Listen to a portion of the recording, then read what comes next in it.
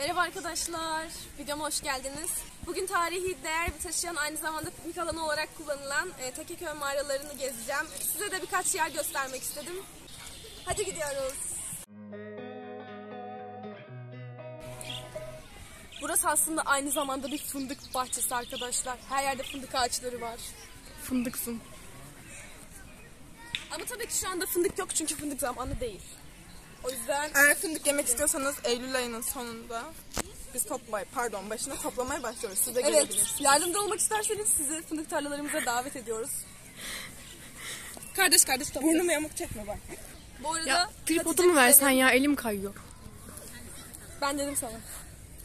Tripod nerede? Git al gel. Koş. Bu arada bakın, ben aslında gazeteci olmak istiyordum ama burası tarihin doğduğu kent olarak bilinen Tekeköy mağaraları. Tekeköy mağaraları Hadi sessiz bir kere olabilirsin sen. Tekeköy mağaraları Çok güzel gözüküyor 1302 yılında Gökhunlar tarafından yapılmıştır. Gökün mu? Ne sallıyor Allah'ı. Aslında burada ilk insanın yaşadığı söyleniyor fakat daha buna ait bir kalıntı bulunamadı. Burada aslanları, kaplanları, delik mağaraları, delik kayaları bulabilirsiniz. Burada yerli halkı da çokça bulabilirsiniz. İnekleri, koyunları, köpekleri, kangal köpeklerinden yer köpeklerine kadar. Yer köpeğini kanka ya. Kiçen pardon. Kiçenlere kadar. Burada Allah birçok kahretsin. hayvan türleri. Let's go. Burada çocuklar Tanıyorum. için oyun alanları. Burayı Büyükler yukarıdan için çekeriz. oturma alanları. Parkı yukarıdan çekeriz. Nasıl olur? Çiçeklerle, böceklerle iç içe bir doğal yaşam alanını göstermekteyiz sizlere. Bir şey söyleyeceğim Hatice. Önünde bir tane şöyle şey olsa. Kart olsa tur rehberi. Ve Tekeköy'ün eşsiz lezzetleriyle İnsanlar- birazdan sizleri buluşturacağım. İnsanlar bize bakıyor Hatice. Telefonumu mu devretsem, ne yapsam?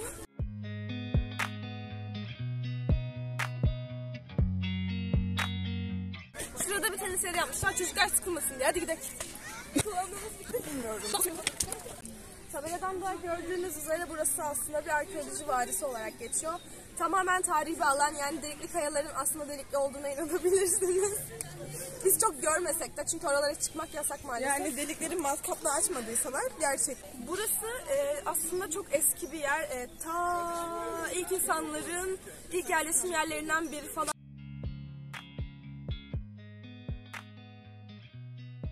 Arkamda görmüş olduğunuz otantik oturma yerleri ve buranın arkeoloji müzesi olarak tanıtılan. Kanka orası arkeoloji müzesi, orası tuvalet ya. Tuvalet ilerisinde. Nereden çekiliyor? Çek diyorsam çek. Videolu çek. Hadi girelim müzeye. Kameraman. Kuruluşu M.Ö. 60 binli yıllara dayanan Tekeköy Mağaraları Arkeoloji Vadisi, Samsun'un Tekeköy ilçesinde yer alır. Aynı zamanda Karadeniz'in en eski yerleşim yeridir. Vadide çok sayıda mağara, sığınak ve düz yerleşim yeri keşfedilmiştir.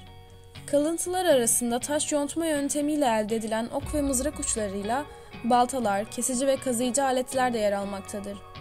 Tunç çağına ait çömlek, küpe, bilezik ve iğne benzeri gereçler de bulunmuştur. Delikli kayalar olarak da bilinen bu yerde keşfedilen basamaklarla burada ufak çapta bir uç kalesi olduğu ve haberleşme amacıyla kullanıldığı düşünülen bir Frig kalesi saptanmıştır. Yine vadide Hitit yöneticileri tarafından seremoni yolu olarak kullanıldığı tahmin edilen bir Hitit yolu tespit edilmiştir. Bu müze vadide bulunan tescilli 3 Rum evinden birinin restore edilmesiyle oluşturulmuştur. Bu müzede kazı çalışmalarında bulunan materyallerin imitasyonları bulunmaktadır. Bu nedenle Türkiye'nin ilk imitasyon müzesi olarak da bilinir.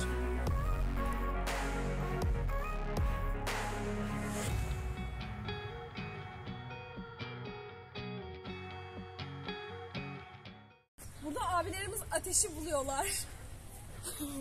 Düşen yıldırımlardan ateş çalma tekniği artık çok basit kaçınca herhalde dedi ki ben bir şöyle yapayım, ateşi bulurum.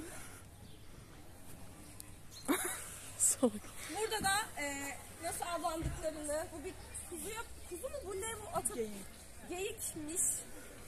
Bence. Böyle bunun altında eskiden bir ateş vardı sanki, yok muydu? Neyse, böyle bir nasıl taşıdıklarını tasvir eden bir heykel koyulmuş. Sonra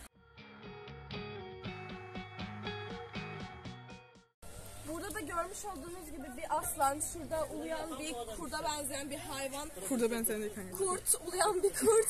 Bu da vahşi doğayı anlatmak için böyle heykeller koymuşlar. Şu ileride bir abimiz var. Gelsene.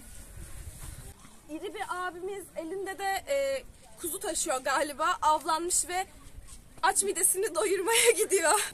Yay olarak görebileceğimiz bazı delikli mağaralar var. Yani mağaralar var. Onlardan biri de arkamda görmüş olduğunuz çıkmak için merdiven yapıları inşa edilmiş ama hala inşaatı devam ediyor. Bu yüzden o tarafa çıkamıyoruz maalesef. Görmüş olduğunuz ve size gezdirdiğim bu delikli kayalar tarihi mekanı ta milattan önce 60 bin. 60 bin milyon mu? 60 100 yıl. milyon. Neyse o kadar bayağı eskilere dayanıyor. Altta yazarım. Ve ta taş çağına kadar uzanan bir tarihe sahip. Taş devri. Taş devri. Hayır, taş çağı. Devir çağı aynı şey değil mi?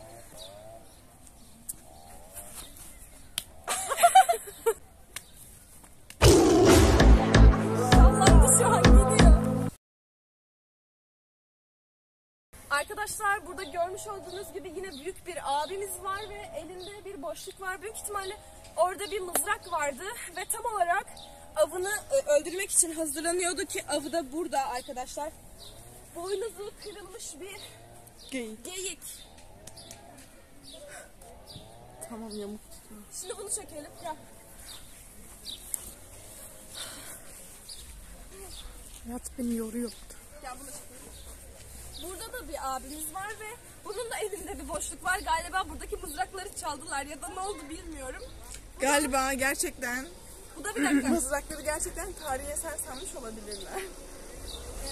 Korkmuş bir şekilde bakıyor ve büyük ihtimalle avına odaklanıp onu öldürüp kendini kurtarmaya çalışıyor olabilir. Abartma, hadi gidelim yeter artık. Hadi gidelim. Arkadaşlar burada mağaralar var. Tam göremiyor galiba arkadaşlık olduğu için. Şurada da bazı insanlar var. Görüyorsunuz, yürüyorlar. Arkadaşlar biz aslında bugün buraya piknik yapmaya geldik. Telefonunu alsana. Ben de Biz aslında bugün buraya arkadaşlarla piknik yapmaya geldik. Pikniğimizi yaptık. Size etrafı gezdirdik. Yani aslında çok büyük bir şey yok ama kendince böyle güzel. Yani tarihi alanda Samsun'un sayılı yerlerinden. Bu arada aşırı derecede ızgara kokuyor, canımız çekti. Ama et pahalı olduğu için tabii ki biz öğrenci olarak ızgaramızı yiyemiyoruz. Kamerayı düzgün tut. Bak şöyle yap. Neden biraz yukarı kaldırmıyorsun? Kafa hizana, göz hizana. Bak böyle çok güzel. Eşyalarımızı topladık, çöplerimizi aldık. Neden? Çünkü çöpleri doğaya atmıyoruz arkadaşlar. Çünkü doğayı kirletmemeliyiz. Ve artık gidiyoruz.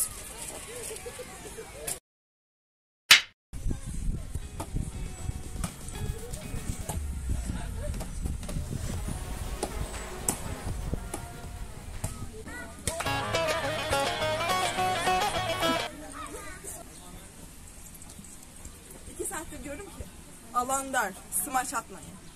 Kimi dinliyorlar ki?